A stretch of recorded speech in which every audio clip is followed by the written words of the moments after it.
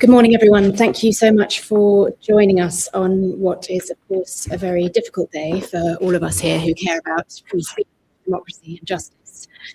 I'm Martha Spurrier. I'm part of the international legal team, and I'm joined here today by Sebastian Lai, Jimmy's son, and by Keelan Gallagher KC, who leads the international legal team.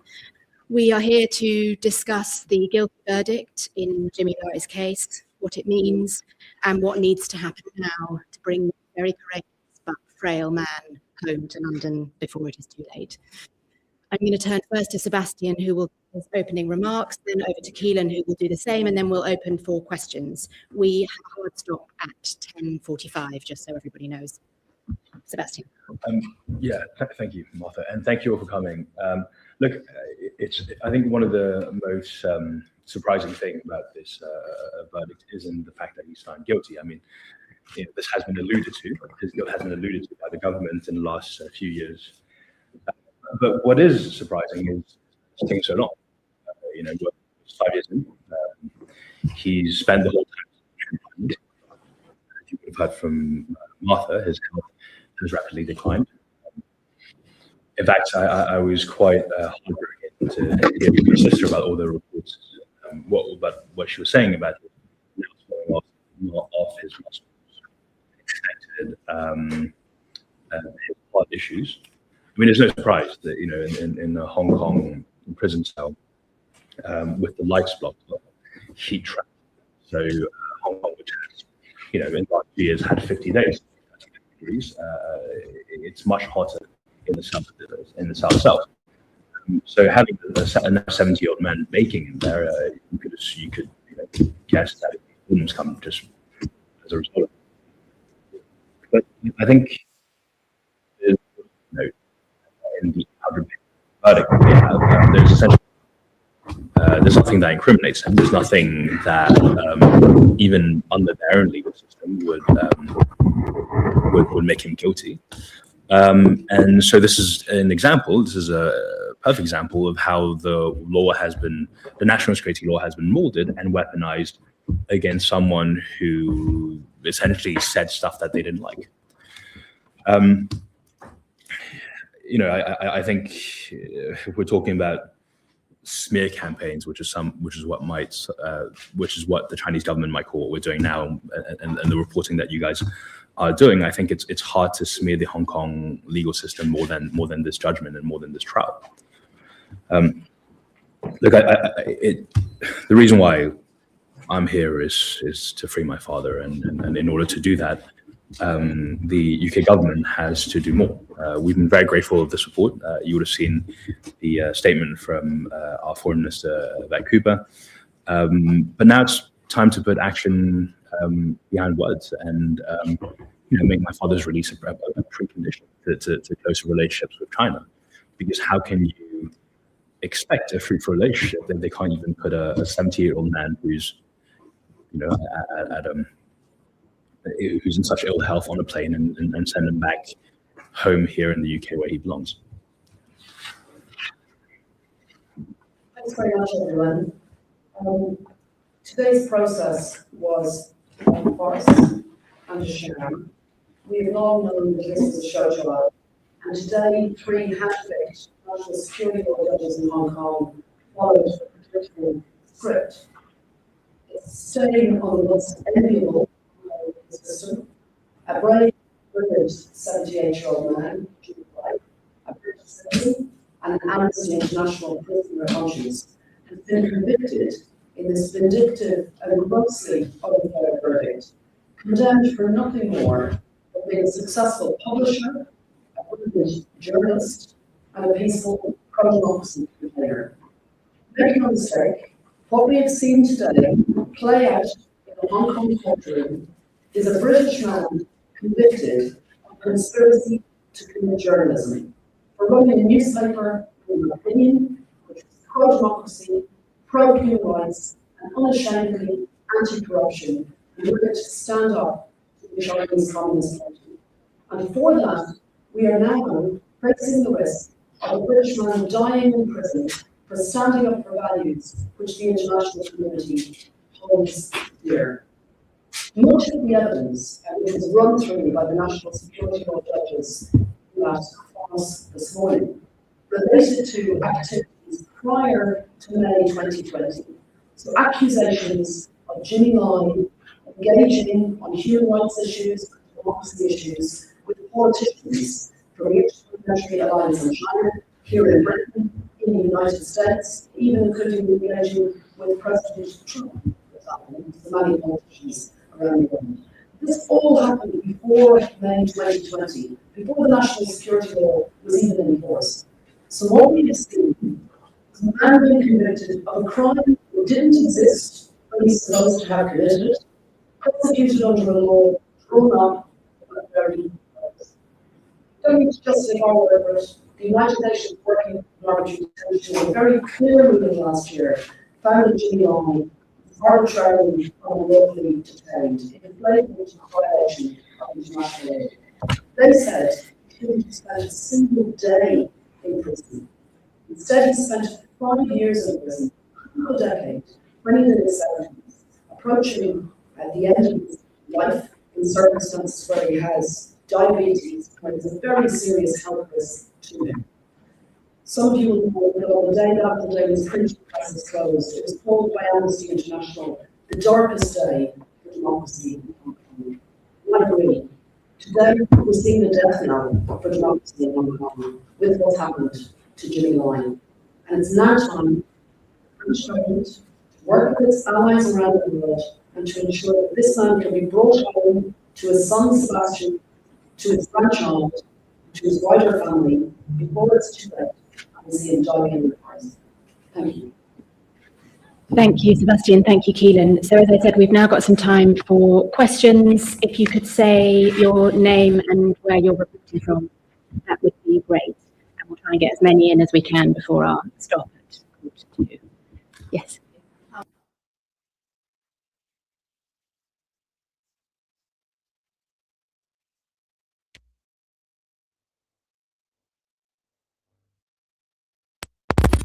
Yes. How are you doing? Katerina Monique from Royal Citizens Agency. Sebastian, you said the UK government should do more. This morning, the UK government amended the Constitution of the United States.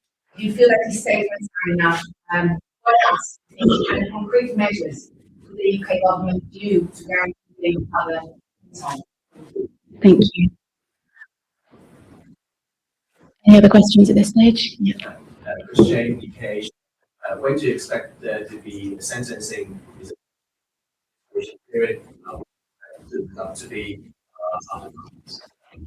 Thank you. Okay. Sebastian, do you want to start with the contact that you've had with the UK government, and also whether these statements are enough? Sure. Well, thank you for your question. Yes, so we are in contact with SCDO and successive foreign secretaries. I think it does feel like, both from my end and I'm sure from their end, that this is something that will, unfortunately, because of his rapidly failing health, there isn't a lot of room or time for his release to happen. I mean, look, even over the last year alone, he's lost 10 kilos. So this is a man who is very much in a horrible situation. And anyway, what I'm trying to say is that we have been in contact with them, and I hope that, I hope that was done. And in terms of what they can do, it's putting preconditions. We talk about a normalization relationship with China, right? Be it the visit happen in January, but how can we normalize relationship if they can't even do something so simple as to put a 70-year-old man who they've dragged through hell for the last 5 years, who all the evidence has been presented against him, witnesses have been tortured, and they've essentially found nothing. There's nothing that truly, that nothing that incriminates him. I mean, they could sort of write 800 pages, 1,000 pages if they want, but in that, it's regarding his journalism. And if you ask the Hong Kong government today, they will still say that they have a free press and that they have freedom of speech and yada yada, which all of it is untrue, especially untrue if they decide to go through with this. So it's making it very clear that if they want a good relationship, a fruitful relationship with China, with the UK and the US, that my father's release needs to be a precondition to that. And then regarding the sentencing, from my understanding, what I've heard is that they're aiming January, but I don't know exactly. Yeah. Okay. So, of course, on your question about sentencing, there is an mediation hearing listed for the 12th to 15th of January 2026. The indication is the sentencing will follow as soon as possible thereafter. We don't know precisely what that means. It's going to be early to mid-January. The week of the 12th of January is when it's back in court. That's, of course, not just for Jimmy Lai, it's also for the other defendants, including the defendants who pleaded guilty, including the matter related to the witnesses tortured. The UN Special Rapporteur raised very serious concerns. It's the middle of January, and interesting to note that that's running up very close against the time when Prime Minister Keir Starmer is scheduled, according to reports, to be visiting China. So that's the timeline. On the second question, Reuters, could I just add one thing about whether the condemnations from the UK and US governments and others are enough? We're incredibly grateful for the fact that a number of states around the world have now both condemned Jimmy Lai's prosecution, and indeed today condemned his conviction, and they called for his immediate and unconditional release. So the states that have done that already are the UK, the US, that's also been called in the Canadian Parliament and the European Parliament. We've seen added to that Australia has also made that call, so it's and much wider states worldwide and politically motivated. And we're grateful for all the support. But the calls to be immediate and unconditional enough. We now need a and real cost action. China needs to see that there are real consequences of what they are doing to Jimmy Lai in that cell in Hong Kong. Got to be consequences. And the final thing I just want to point out in relation to that is, I would say it's imperative for those states to take more action, not only because it's the right thing to do, because this is an outrageous case about a man being detained for beliefs or acting on human rights which are protected, but also because each of those governments themselves have been weaponized in the prosecution against him. And just in the last few hours, we've had a quick look at the number of times where certain people are mentioned in the judgment. I'll just give you some examples. Baroness Helena Kennedy, our colleague here at Downing Street Chambers, a Labour peer, sanctioned by China for daring to speak out for human rights, mentioned in the judgment twice. Lord Patton, former governor, also mentioned in the judgment. Ian Duncan-Smith mentioned in the judgment 9 times, for example. Luke DePolder, who runs the Interparliamentary Alliance on China, mentioned 161 times. Interparliamentary Alliance on China mentioned 215 times. President Trump 197 times. Nancy Pelosi 25 times. So what we've seen is Jimmy Lai's engagement with politicians around the world on issues he cared about, on human rights, on democracy. Politicians of all stripes, right-wing, left-wing, somewhere in between. His work doing that, vital work over the years, has in fact been weaponized. So for years, he spent time standing up for people in Hong Kong, engaging with politicians in the world. Now it's time for politicians around the world to stand up for him and bring him home. Thank you. Yes. Engagement with the UK government, we've been able to engage with the Prime Minister as well as Thank you. Yes. Hi, I'm Antonio Guerra from La Repubblica, Italy. Just speaking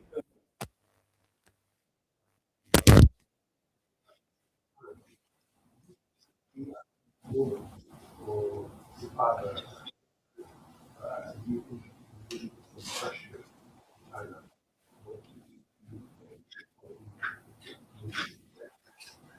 Thank you. Any other questions at this stage? Keelan, do you want to start answering? Those are two related questions. Sure, I'm afraid I couldn't hear the second question. Can you just repeat it? Is the Prime Minister of China a pivotal moment? The short answer is yes. Our view, as Sebastian made very clear in his opening remarks, is that closer engagement with China must come in close alignment with ensuring that our interests are protected.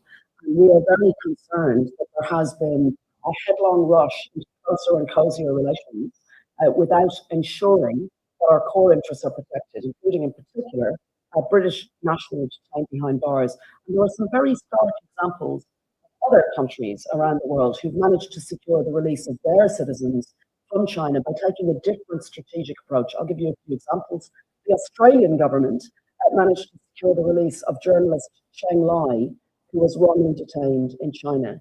And they did that essentially by saying that they wanted warmer relations with China and they wanted to have constructive discussions and increased trade, but they couldn't do that while their woman, an Australian citizen, was behind bars. We'd like to see the UK government taking a similar approach to that.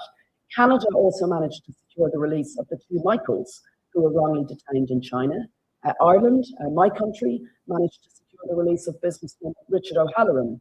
The US government under the Biden administration secured the release of Pastor David Lynn, a pro-democracy campaigner of similar age to Jimmy Lai, and also of 3 other US nationals. Speaking frankly, if Australia can do it, if Canada can do it, if Ireland can do it, and if the US can do it, why can't the UK? Sebastian, would you like to add anything? No, I think that was, yeah, I think that was very answered. And yeah, look, I think it's an opportunity for him to yeah, put natural conditionalities, as I mentioned before. There's Amy Hawkins' question. Yes. Do you want to answer that one? Yeah, Yes, exactly. exactly. Yeah, so I can't go into too much. I can't go into too much detail about who the government. But it's just to say that it feels like, you know, it does feel like there has been a change in gear, and everybody is on side. I think it's worth just adding on that we are acutely conscious that the Prime Minister Starmer, who of course used to be head of our chambers here at Doughty Street, we're acutely conscious that Prime Minister Starmer is the first Prime Minister who personally made that call for Jimmy Lai to be immediately and unconditionally released. We're grateful for the fact that he raised the case directly with President Xi. So we feel that those are steps in the right direction. But we think now there needs to be a real change of pace. For many months and years, we've heard from everyone, politics of all stripes, multiple countries around the UN and so on, until the verdict, their hands are tied in terms of doing a deal bringing this man home. Well, now we have the verdict. We're out of road, we're out of excuses. Now is the time to act. Any other questions? Slightly, there have been a lot of cases of targeted by campaigns, followed, feeling in danger and threatened. I was wondering whether you had an opinion about that, whether that's also encryption or not. Yeah, look, obviously, I think that's absolutely horrible. My heart goes out to all those people who are being targeted. I think it shows you the new Hong Kong. It's absolutely insane. I mean, I know some of them, and yeah, it's just absolutely heartbreaking that this is happening. And I also I also think that, it gives you a greater idea. If they're willing to do something like this on foreign soil, it gives you a greater idea of the brazenness that they're willing to do that in their own soil. So I think a lot of these stories maybe don't come out of Hong Kong, but I'm sure it's much worse there even than just just putting down on someone that lives in the US and the UK. Though obviously that should not happen either. In terms of me personally, look, I think the biggest threat they have for me is my father in prison in Hong Kong, and there's nothing more than that. Obviously, sometimes I speak out, and sometimes they say, well, this might infringe on the national security law. But look, it's it's one of those laws that's so broadly written that you believe speaking to you now could infringe on the national security law. So I don't care too much about that specific that specific point that they say. But yeah. And just quickly to add in relation to transnational repression, obviously there's very serious concerns about transnational repression and China using the long arm of the state to target critical voices wherever in the world they may be, whether it's on the streets of London, the streets of Washington, D.C., in Germany, in Sweden, in the Philippines, wherever it may be. And that is deeply concerning.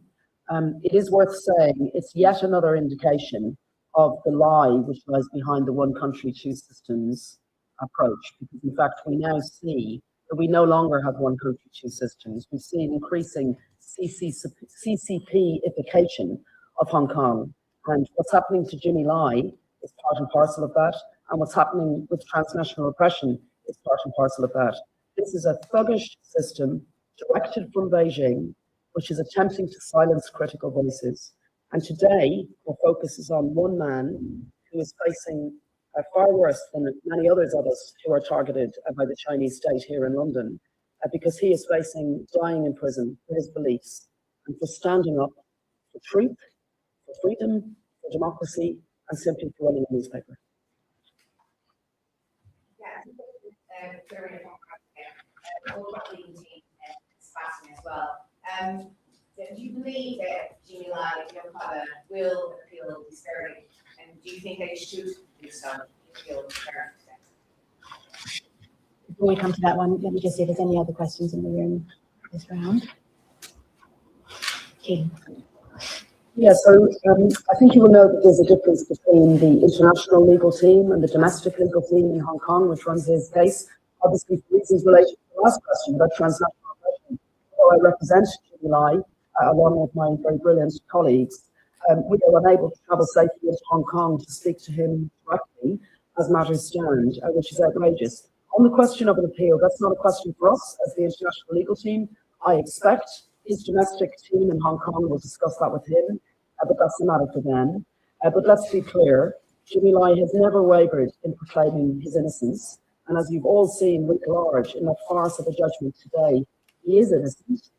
And in fact, he's simply been convicted of things which should be protected under any proper democratic functioning system.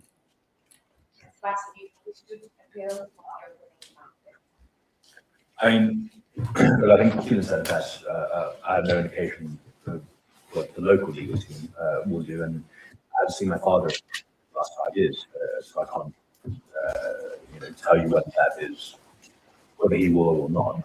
But I think, look, what we've seen today and actually over the last 5 years is a complete breakdown in Hong Kong legal system.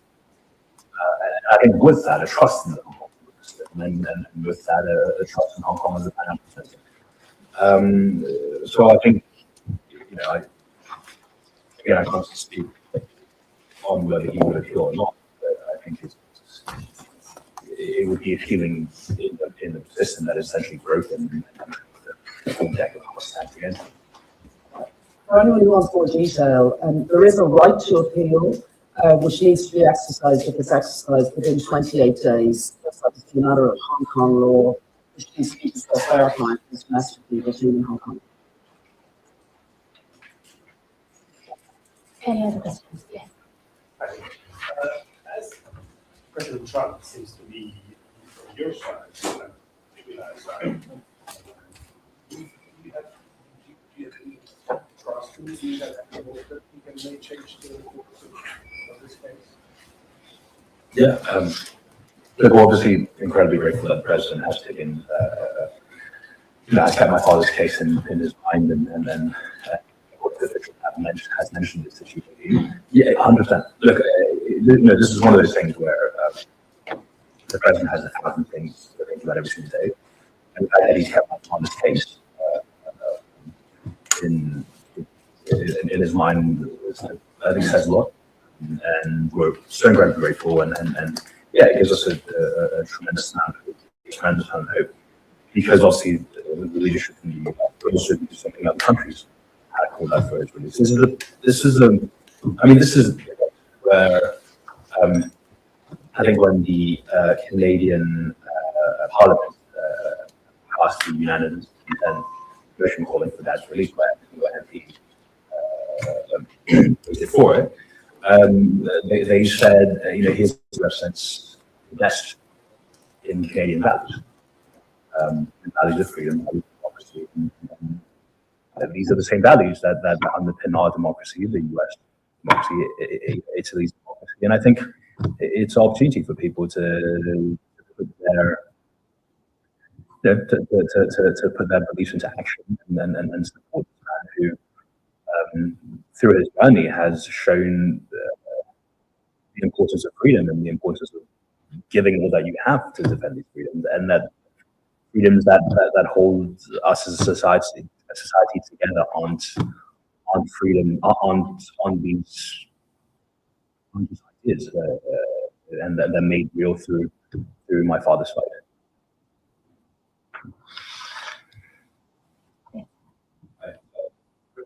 Would you like to see an international front to coordinate some kind of plan that you mentioned is needed in China?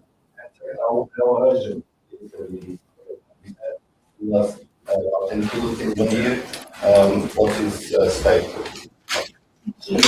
Thank you. Any other questions? Yeah. Who do you think has more sway in the US government? Yeah. So on the first question, yes, I would like to have and part of my language, a united front to secure my father's release. There's so many countries that have already. When Foreign Minister Cooper went to the G7, she secured a agreement for all the countries in the G7 to work to secure my father's release. So yes, that would be incredibly helpful. That would put a lot of pressure on Hong Kong and Chinese governments, and to show that they can't get away with this blatant persecution of our beliefs. And in terms of who has the most leverage, I honestly don't know. I think the fact that both of these countries, the UK and the US, are working together is how we get my father out. Just to add quickly on the question about how urgent this is, Sebastian has described the difficult circumstances that his father is now in with his health declining. Because, of course, many of us will know some 78-year-olds who are very fit and healthy and so on, and many 78-year-olds who are not. Jimmy Lai is diabetic, which is critical, and he's now been in solitary confinement for 5 years, for half a decade. Now, as a matter of international law, if you are in solitary confinement for a period of more than 14 days, that's called prolonged solitary confinement, and there's a very strong evidence base showing that anyone who is in prolonged solitary confinement has an increased risk of death, and that risk of death is increased even further if they are elderly or if they are diabetic. And Jimmy Lai is both. And we did some analysis a number of months ago looking at all of the cases where prisoners who are detained in Hong Kong have died of apparently natural causes, but within a very short period of time after being sent to hospital. And what we found was that there's a particular problem in the Hong Kong system for elderly and diabetic prisoners. They are not getting the right health care sufficiently urgently, and they are being transferred to hospital where they are dying routinely within the last 48 hours, within 48 hours of being transferred from prison. And I'm afraid we are very, very seriously concerned about risk to Jimmy Lai's life and his health. That's not just a concern for me, it's a concern shared by the United Nations Working Group on arbitrary detention, by the United Nations Special Rapporteur on Torture, by the UK and US governments, and by the European Union, Canadians and Australians and many other countries around the world. So this could not be more urgent, and delays of weeks, months, years may mean him dying behind bars. This is a difficult conversation for me and Sebastian to have, particularly difficult for Sebastian to be spelling out the risk to his father. But that is the reality that we're now in. And the other question that we had relating to the international front to coordinate a plan to put pressure on China, we're very grateful to all the states that have stepped up to call for Jimmy Lai's release. We'd like to see more states call for his immediate and unconditional release, and we'd like to see more states working together to show China the very real practical consequences if Jimmy Lai dies behind bars, and if they don't do the right thing and now release him. It's no use simply shouting into the wind and making a call for him to be released. What is the plan to get him out and bring him home? Yeah, so I would like to just outline the health issues again. As I said before, as Keelan put so well. Yeah, look, he's been having heart issues as well, right? Like he had to be hooked up to heart monitor and on one of the days and couldn't go to trial. And again, in the Hong Kong prison conditions where he is held, I think the cells are 6 foot by 10 on average. You heard about the sort of horrible temperatures that he's being.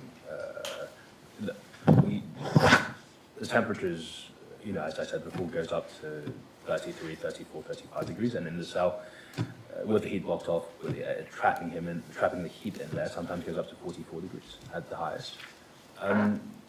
It's torture, and he's there by himself. And if you're in a situation like this, obviously religion is incredibly important to you, and they know that, and because of that, they don't give a mass. He's not allowed to attend mass, and frequently he's also denied the Eucharist. So this has been, I think, it is obviously incredibly worrying because of his age and his underlying health conditions, but I think it's also been unnecessarily cruel how he's being held, and all that is an attempt to essentially break him. Thanks, Sebastian. We've got time for a couple more questions if anyone would like to ask anything. Just on a personal note, Sebastian, what's your personal feeling on this after waiting 5 years for an answer that you know probably 5 years ago that they would give him a guilty verdict? What's your personal feeling for after 5 years this finally arrives? Yeah, obviously it's I knew it was coming. I think everybody knew that it was coming. Again, it's surprised that it took so long, but it's still painful. I feel horrible because not only does it signify my father being in jail for longer, potentially for hopefully not touch wood, but potentially for the rest of his life.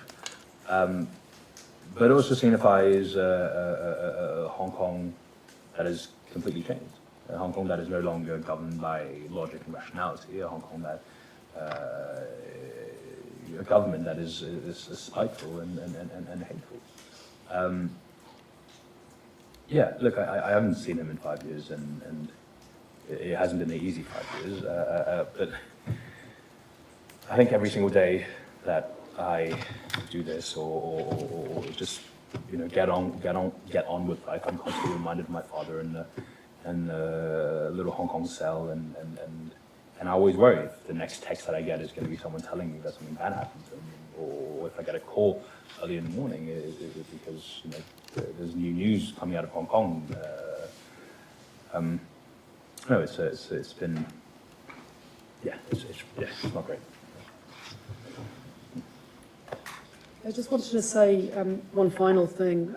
From my perspective, it's obviously very difficult hearing just how much this is affecting Sebastian personally. Sebastian has been unable to see his father for the last 5 years simply because he is speaking out and raising human rights concerns. Sebastian himself has also been threatened with prosecution simply for addressing the United Nations and for raising human rights concerns.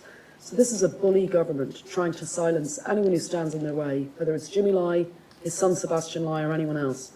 And the final thing I just wanted to say is, we've of course been very clear with the UK government that Jimmy Lai's release should be a precondition, in our view, to any deeper engagement between China and the UK. Jimmy Lai is a British citizen. He's only a British citizen. He's only ever held a British passport. And we would now like to see, today and in the coming days, real concrete action by the British government fighting for a British citizen who's wrongly convicted and imprisoned abroad. We're very grateful for that very strong statement this morning from the Foreign Secretary, from Yvette Cooper. Very welcome to see that. It's also important, frankly, that Prime Minister Starmer speaks directly with President Xi, picks up the phone, talks directly, and we hope he'll use every opportunity to raise Jimmy Lai's case, press for his release before it's too late. Our view is that when dealing with Beijing, these cases can only be resolved at the highest levels, leader to leader. And it's why the Prime Minister, President Trump, and leaders of freedom-loving states around the world need to pick up the phone, speak to President Xi, and get this done and bring him home. Thank you. Thanks, Keelan. So thank you all so much for coming. It's so important, as you know, that this case continues to be covered, as you have done with this unfair trial and now with its culmination in an unfair conviction. It, of course, ensures that some light is shed on this corrupted system. And we hope, therefore, that there is pressure on everyone who has some leverage in this situation to bring Jimmy home before it's too late.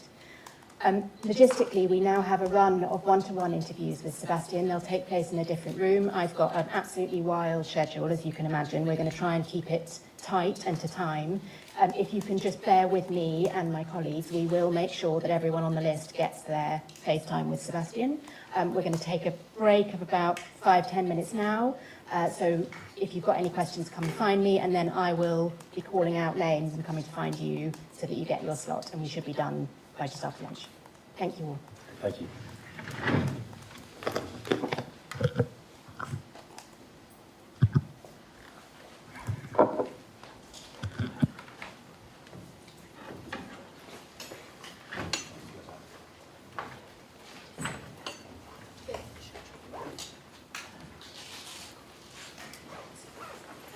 Our colleague Jen at the back of the room also has our press release, which has just gone out. So if you want to take a hard copy, please do help.